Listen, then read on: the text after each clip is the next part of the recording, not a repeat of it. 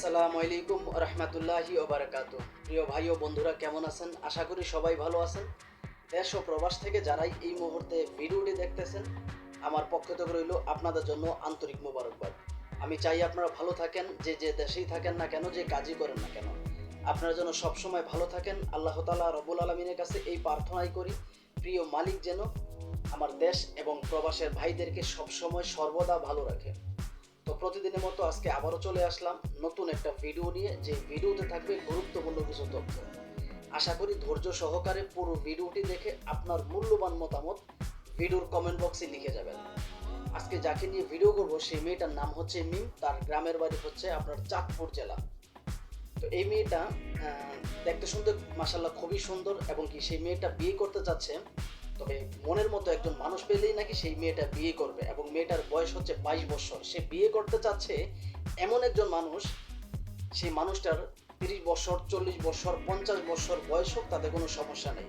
সে দেখতে কালো হোক এবং কি সুন্দর হোক, তাও মেয়েটার কোনো সমস্যা নেই। মোটা হোক কিংবা চিকন হোক, লম্বা হোক কিংবা খাটো হোক, এই মেয়েটার কোনো সমস্যা নেই। এই মেয়েটা জাস্ট একটা মানুষকে বিয়ে করতে চায়। সে মোটাকে বিয়ে করতে চায় না, সে একজন মানুষকে বিয়ে করতে চায়। তার বয়স 50 বছর হোক আর 30 বছর হোক, তাতে কোনো সমস্যা নাই। তো এরকম একটা অফার আমি আজকে আপনাদের জন্য নিয়ে আসলাম। অনেক প্রিয় ভাই সুন্দরী একজন মেয়ে খুঁজে পান না বিয়ে করার জন্য। আমি আপনাদের জন্য এরকম একটা সুন্দরী মেয়ে নিয়ে আসছি, যে আসলে এই মেয়েটাকে দেখলেই আপনারা তার প্রেমে পড়ে যাবেন। মেয়েটা দেখতে শুনতে এতটাই স্মার্ট, আপনারা এক নজর দেখলে ওর প্রেমে পড়ে যাবেন। এমনকি অনেক প্রিয় ভাই আছেন যারা দীর্ঘদিন যাবৎ প্রবাস জীবনে থেকে বিয়ে করতে ভুলে গেছেন, বা বিয়ে করার সময় পাননি, দেশে যাইতে পারেন নাই, বিয়ে করতে পারেন নাই। আপনার বয়স 30 বছর হয়ে গেছে, 40 বছর হয়ে গেছে, সমস্যা নাই, আপনি বিয়ে করতে পারবেন।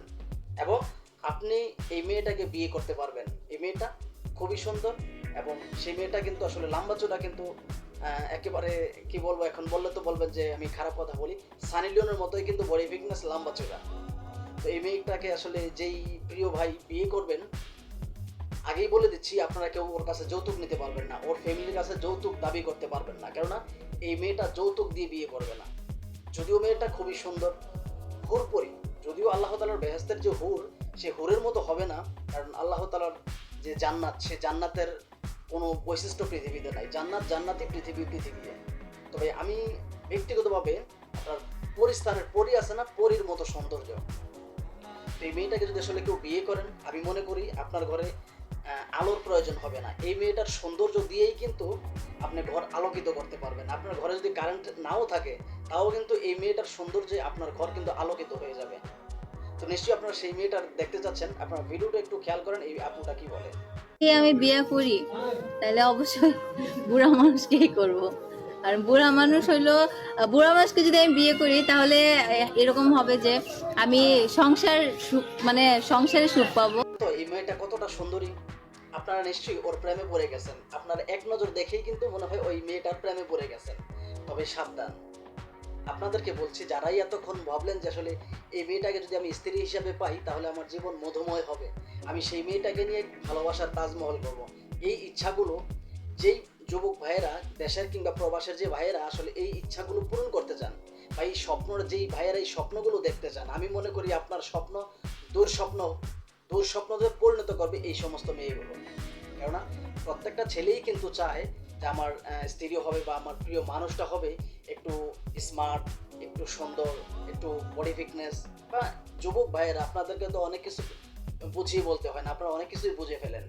তো একটু স্মার্ট হবে, প্রত্যেকটা ছেলেই কিন্তু এটা চায়। আর এটা চাওয়ার তো দোষ না, আমি আমার লাইফ পার্টনার একটু সুন্দর বা একটু স্মার্ট চাইতেই পারি, এটাও চাওয়া তো কোনো দোষ না। কিন্তু আপনার এই স্বপ্নটাকে দুঃস্বপ্ন করতে এক মিনিটও ভাববে না এই সমস্ত মেয়েগুলো।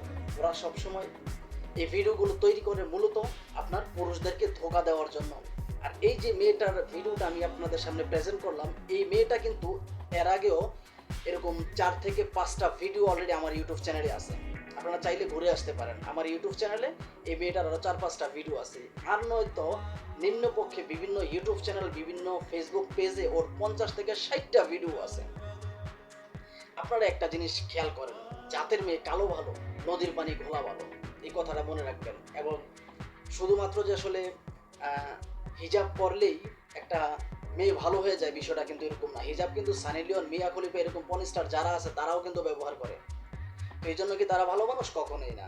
দেহ ব্যবসায়ী মেয়ের চাইতে মন ব্যবসায়ী মেয়েদের ছলনা হয় সবচেয়ে বেশি ভয়ঙ্কর।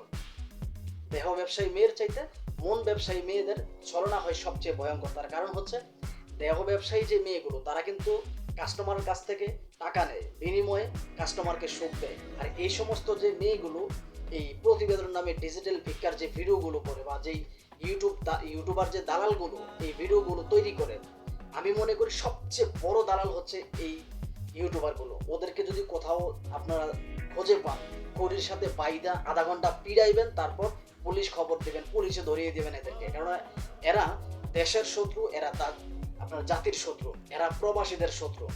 মানুষের মন নিয়ে এই সমস্ত ইউটিউবার যে দালালগুলো তারা খেলা করে মানুষের মন নিয়ে।